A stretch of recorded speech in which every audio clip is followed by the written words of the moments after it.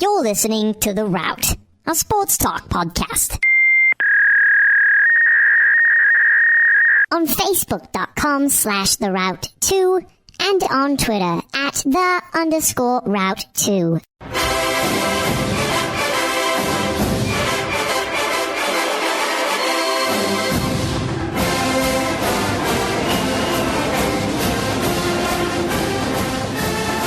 All right, welcome into the Husker Football Podcast, a very victorious podcast at that. Glad to have you along with us, Ryan Swanigan, Brent Bonfleur here with you on another victorious weekend, the second victorious weekend in a row. Believe that. Huskers are good. First time, the first winning weekend, nobody was really able to be around to talk about it except me and Doug Lowry. So, well, some of us work for a living, Ryan. That's true. Some of us do. Some of us work long hours. Speaking of being long hours out there in the distance, Devon Kleich joins us in, I guess, an interesting way via the telephone, but I don't know if I don't know if it's telephone or not or whatever it is. It's a walkie-talkie. It's not really a walkie-talkie. He joins us via the phone, and because we need Devon, we need him back. We haven't had him back. So before we hear from Devon, let us first play his intro, as we respectfully should. Wow, I feel good. It's time now to bring in the Nebraska insider of all Nebraska insiders. The insider known as Devon Kleich. Oh, I'm busting a move 24/7, guys. Pop, lock, and dropping. I don't need any light in my life. I feel nice. A sugar and spice. And so, Devon Kleich joining us via the phone. And Devon, if I may ask, where are you located right now, buddy? In a top secret place. That's where I'm located. A top secret place. On a mountaintop somewhere. He's on a mission from Gad. Is that right? If you can call Mike Riley that, yes. Oh, well. No, I'm just kidding. It's nothing football related. I'm just gone. He's just out and about. Yeah, sure. We'll never really know the truth with that one. So, but anyways, it's okay. Mr. Kleich, you have gone through some, I guess I want to say some tumultuous weekends, if you will. I know how frustrated you were after the Purdue loss, and then how shocked you were after the Michigan State win.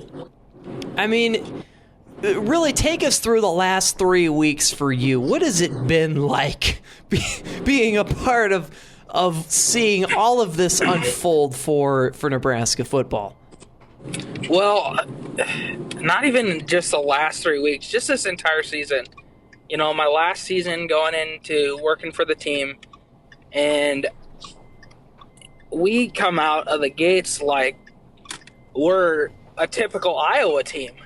Honestly, you know, Iowa is typically on the bottom end. They're just bad. This year, we just completely switched roles with Iowa. We literally did. And I hear it from Iowa fans all the time, because that's where I'm from, is our goal in life is, or each season, is to beat Iowa State and beat Nebraska. After that, they really don't care. And we got to the point this year where our goal was really to get to a bowl game, because we all thought that we would be at a bowl game no matter what. But we didn't know that we would be fighting for a bowl game in the last 2 games of the season. And we got to the point where I'm like, are you kidding me? What is wrong with this team? This team was supposed to be good, a talented team that Mike Riley took over. And then we get to the latter half of the season, we go up against a undefeated Michigan State team. Nebraska fans are like, oh, we're going to win this game. You know, we're always optimistic. We want to win football games. That's what Nebraska fans want. We want to win the big football game. And that is why we wanted to win the Michigan State one so bad. Mm-hmm. And yeah, you can say that it was a fluke, the refs were on our side, blah, blah, blah, whatever. They went by the rules. It was a judgment call on the ref's part. Nebraska won that game. One of the biggest victories Nebraska's had in the last decade, I would have to say. I think I would agree. Because Nebraska's fighting for a season that could have been extremely bad, and Nebraska finish at one point it looked like we could finish 2-10 on the season. Yeah. At one point it did look like we could finish at 2-10, and now Nebraska going into the bye week, finally we are going to have probably an entire full defense for the first time all season long. Everyone's going to get some rest because we know they need it after 11 straight games. Nebraska goes up against an undefeated Iowa team who no one expected to be undefeated. And now Nebraska has a chance to not only get back to 500, but ruin Iowa's chances of national championship hopes and making the college football playoff. Yeah, that's huge. That really that there for is me, huge. As a Nebraska fan growing up that way, I absolutely love the fact that Nebraska has caught fire here at the end of the season and really made this season worth something, because, you know, we don't want to be that team to say, oh, wow, Nebraska ended up, you know, not in a bowl game that season, which we've only done a handful of times in the last 50 years. And Nebraska's sitting in a boat now where we could push for a next season, making that season look really good coming into it, especially with the recruiting class that Mike Riley's bringing in. Mm-hmm. And so that's why I'm excited as a Husker fan, especially this next week or 2 weekends from now when we play Iowa. That is going to be a big recruiting weekend, I think, for Nebraska. They've had 3 of them. Yeah, go ahead. 3 of Devin. them with Wisconsin. Michigan State, definitely by far one of the best recruiting weekends Nebraska's had in a long time. Mm-hmm. And now Iowa. That is a big one. When you can beat your border state rival. And the thing that we don't think about right now, this game actually means something compared to the last 4 years. This game means something. That's it means true, something for yeah. Iowa. It means something for Nebraska. So Yeah. that's what gets me excited about it. Yeah, I agree. And I think this is also going to be one of those games where it's not going to feel like the last 4 Nebraska-Iowa games. Last year's Nebraska-Iowa game was probably the best that it's been yet, because it went into overtime and it was a Nebraska comeback. And it, excuse me, at the time was the players and really Bo Pelini kind of trying to fight for his job. You know, ultimately it didn't mean much, but it seemed that way. And now this year, it's essentially, yes, it's a chance to knock down Iowa. It's also a chance for Nebraska to keep its bowl hopes alive and to go 6-6 after 1 point going, 3-6? 3-5. And thinking this could end up being one of the worst seasons in a long time. Now it's flipped around, and it could be a 500 season with some unbelievable moments towards the second half of the season. Now, Devin, I want to point this out, what Michael Snow said yesterday. We cannot forget, though, and we can't let this happen where these great things that are happening towards the end of the season, they cannot erase what happened earlier in the year. The close losses, the Illinois loss, the Purdue loss. That, I think, is something that's very important that Michael Snow brought up yesterday in our regular show podcast that Husker fans cannot forget. This team still lost to Purdue by 10, 55-45. It lost to Illinois in the last minute of the game. It lost to BYU last minute of the game. It lost to Miami in overtime. It lost to Wisconsin in the last minute of the game. You have all of these losses in which in games in which the Huskers could have and should have closed out for victories. That cannot be erased, and Husker fans cannot forget that, Devin, I think. Yeah, I think you're right. They can't forget it. But the thing that we need to think about is look at where this team has come from those games to where they are now. There's been a lot of improvement. Now, we need to see that continue, especially through Iowa and through the bowl game if we potentially make it, which I think we should, because even if we don't beat Iowa, we can make it as a 5-7 team.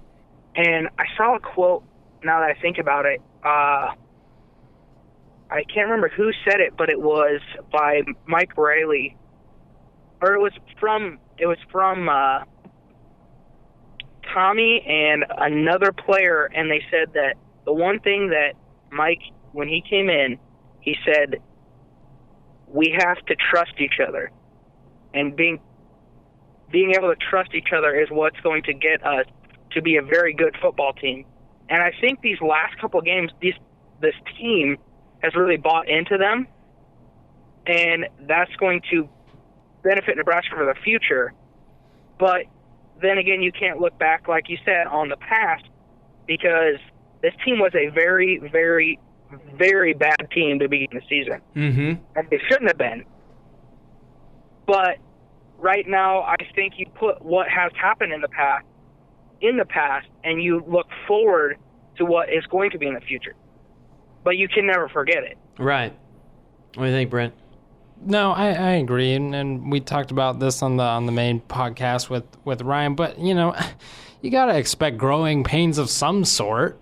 You bring in a new head coach, and you didn't expect things maybe to go so bad, but at the same time, you think about how close all those games were. Mm-hmm. One or two more plays each game go Nebraska's way, and we're not even talking about Mike Riley ever being fired. He's talking about him as the next savior of the program. Kind of like Jim McElwain down at Florida. Yeah, right, exactly. For example. Yeah, I mean, they've had a lot of close games, Florida has, but they pulled them off, and it's a whole different narrative there. Winning erases all sins, just about all sins.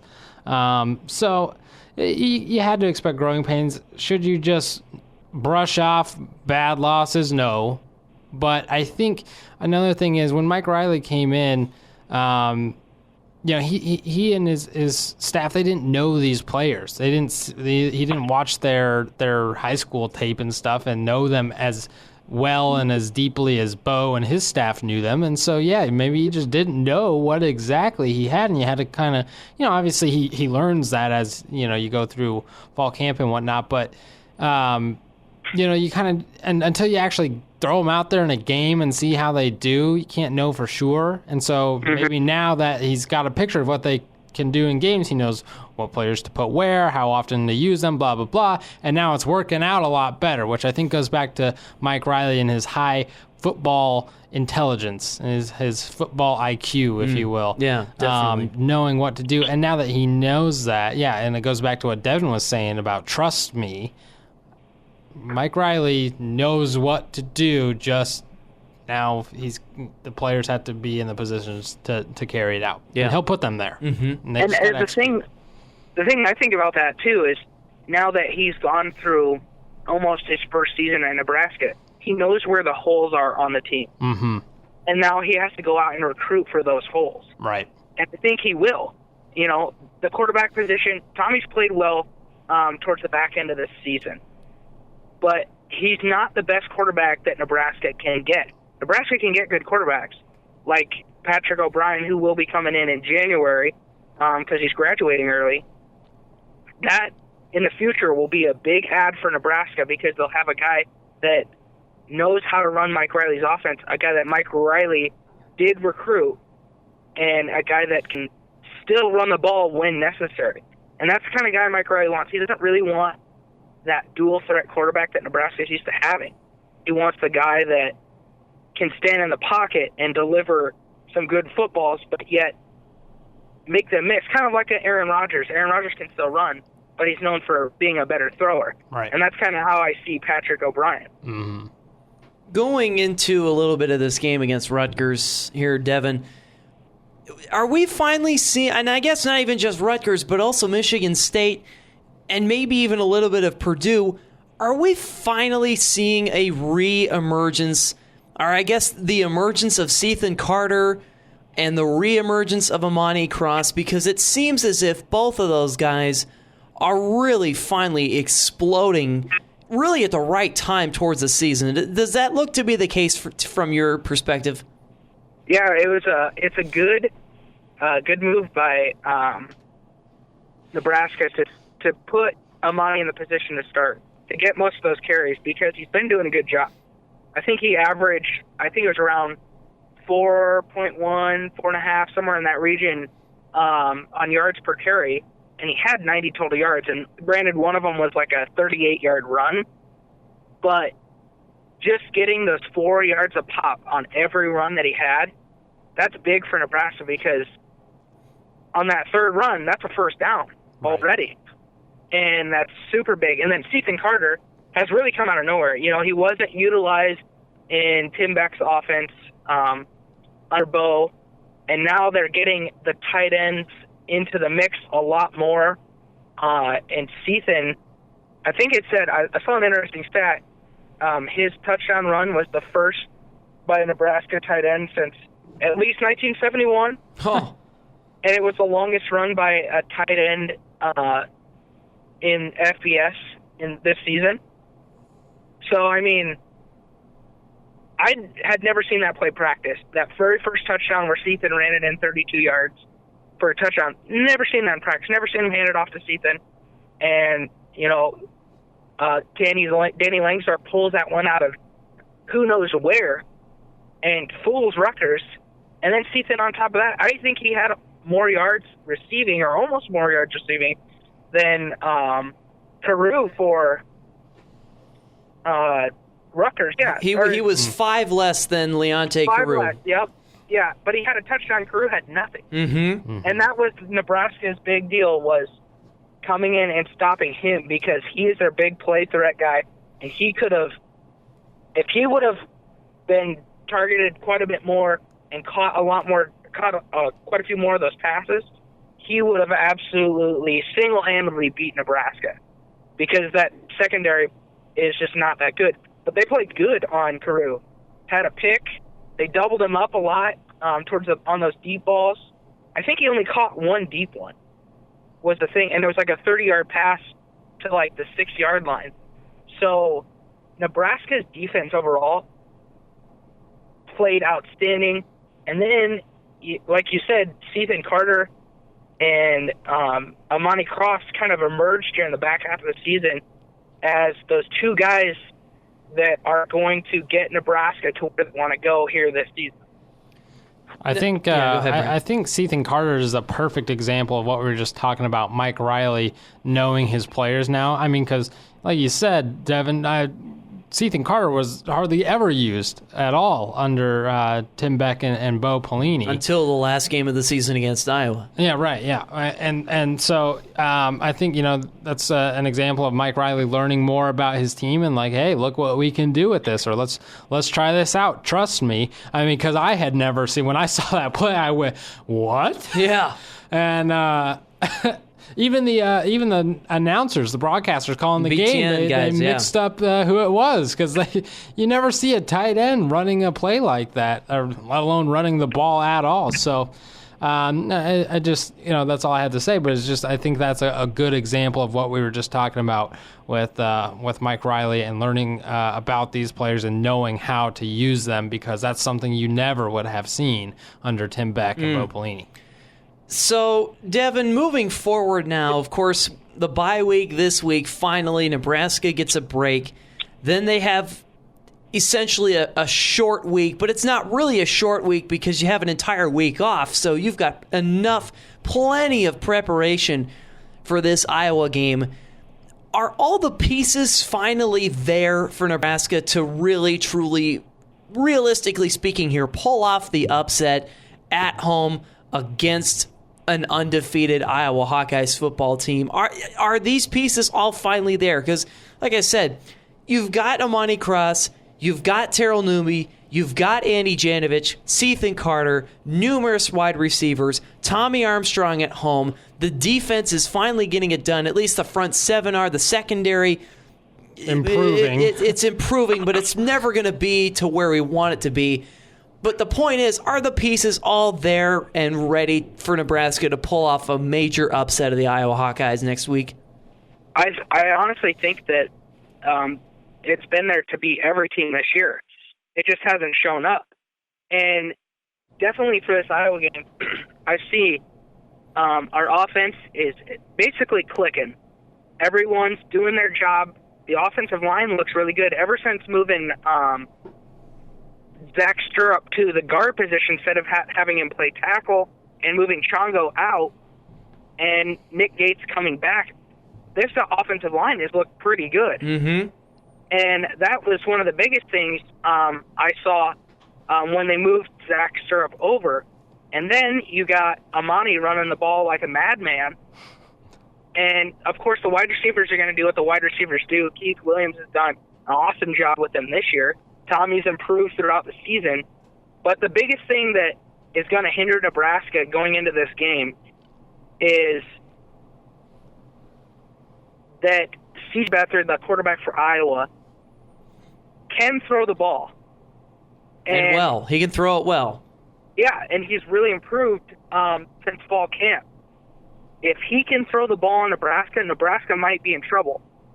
But if Nebraska plays good assignment football in the secondary and doesn't allow any big plays, Nebraska can stop them. Because Iowa is a running team. They love to run the ball. They got like 3 or 4 guys that can run the ball just like Nebraska. But I think they won't run the ball in Nebraska. Nebraska's rush defense is pretty darn good. And it comes down to C.J. Beathard versus the Nebraska secondary. Whichever one wins that matchup is going to win the game. That's my thought on that.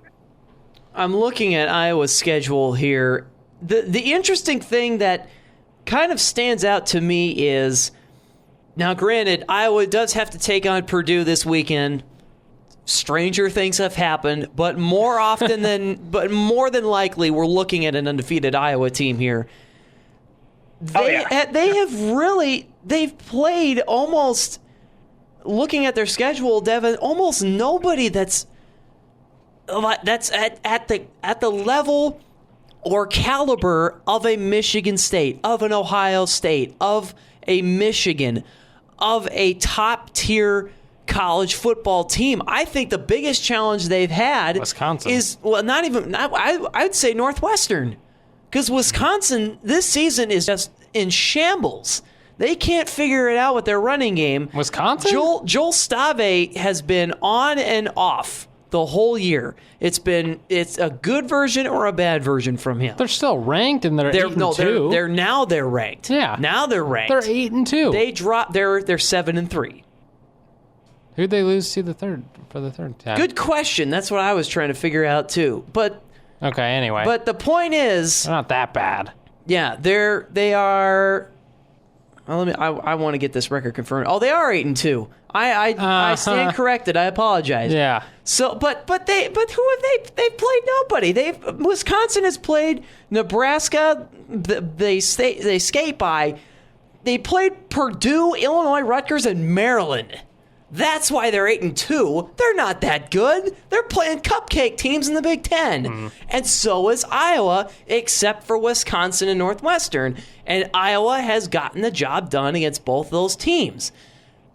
Nebraska and Devon, correct me if I'm wrong, if you think I'm wrong on this, but I think Wisconsin, Northwestern, and Nebraska, if you really think about it, they're all on the same level. As far as how good they are not a Michigan State. They are not an Ohio State. They are not a Michigan. They're not a top 15, 20, I'd say top 10, top 15 college football team. Nebraska is, or Wisconsin, or Northwestern, or Iowa, because Iowa hasn't played anybody big like this. And they still won't. I don't think Nebraska's that either. So, I mean, do you think that really might be a factor going into this game here, Devon, where where, yeah, Camp Randall's a hostile environment, but Memorial Stadium is far more hostile than Camp Randall could ever be on its best day. Do you think so? Yeah, I think Memorial Stadium's a lot better. Because I've experienced Camp Randall, and of course it was during the game where they rushed for like 600 yards. Yeah, Melvin Gordon, 400 plus. But I think Nebraska has a way better atmosphere just because of the consistent fan base that Nebraska brings into the Big Ten. That is what makes that stadium better. And even the Michigan State linebacker said it. He goes, if you can be told how playing in Memorial Stadium is, but until you experience that, there's nothing like it. Absolutely nothing like it. And see go ahead, Devin, go ahead. And I just think that Iowa is coming into a place where these fans are – you're going to see a huge crowd. Let me just put it out. You're going to see a huge crowd on Black Friday at 2:30 at Memorial Stadium. It's going to be the biggest crowd of the year. I can almost guarantee it. But you're going to see some of the most excited fans that Nebraska has ever had. Maybe it was since 1995 when Nebraska won the national championship for the best team in college football. Because these fans have finally, I think, got on board with Mike Riley. Rejuvenated they're on life. The Mike Riley train.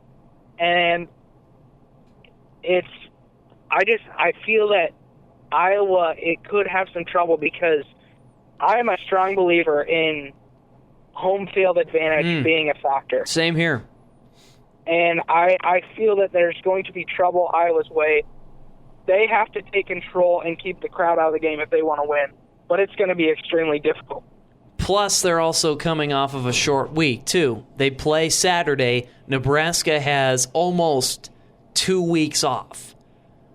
So I think that's really going to be just an enormous factor going into that game. Is the better team usually is the more rested team. Sometimes yes, sometimes no. But in this situation, it would point to Nebraska being favored to win that game. By the way, interestingly enough, this game is still yet to be determined as far as a time in which the kickoff will happen, which I did not know. I think they announced it already, 2:30. Really? Oh, Yep. It's an afternoon. It's not morning. Really? Yep. This is the first time we have not played Iowa at 11 a.m. Oh, thank goodness. I think. I have now, I don't know where you are seeing that, Devin. I'm seeing on ESPN's website that it is to be determined still. Yep, I saw a couple it is. Wow, on the Huskers website, 2:30. There you go. Yep. How about I saw a that? couple of tweets about it, and then I saw Huskers.com had it. That's incredible. Wow. And that's really going to be something else right there, man. Oh my goodness. Devon Kleich, it's always a pleasure, my friend. Glad to have you back on in like 3 weeks. We haven't had you on since after Northwestern, you know? I know it's been a long time. I mean, you're not here with us, but at least, you're here nonetheless via the phone. Definitely. We'll take it. Someone's got to do the dirty work. Exactly, And that's what Devon Kleich is out there doing. That's right. Our Husker football insider, Devon Kleich, joining us. Devon, always a pleasure. Thanks, buddy. Thanks, guys. Be sure to check out this podcast, of course, as well as the other podcast being released today. I sit down with Amsley Sinkpile to discuss the unfortunate circumstances that happened on Friday in Paris, France, and how sports all ties into that, and really get some of Amsley's thoughts on what she saw from some of her friends that are over there in Paris. So be sure to check out that podcast. It's, of course, on our Facebook, Twitter, and our website, theroute2.wordpress.com. For Devon Kleich and Brent Bonfuller, I'm Ryan Swanee, and we will see you on Sunday for our regular show on the route. On the route. On the route.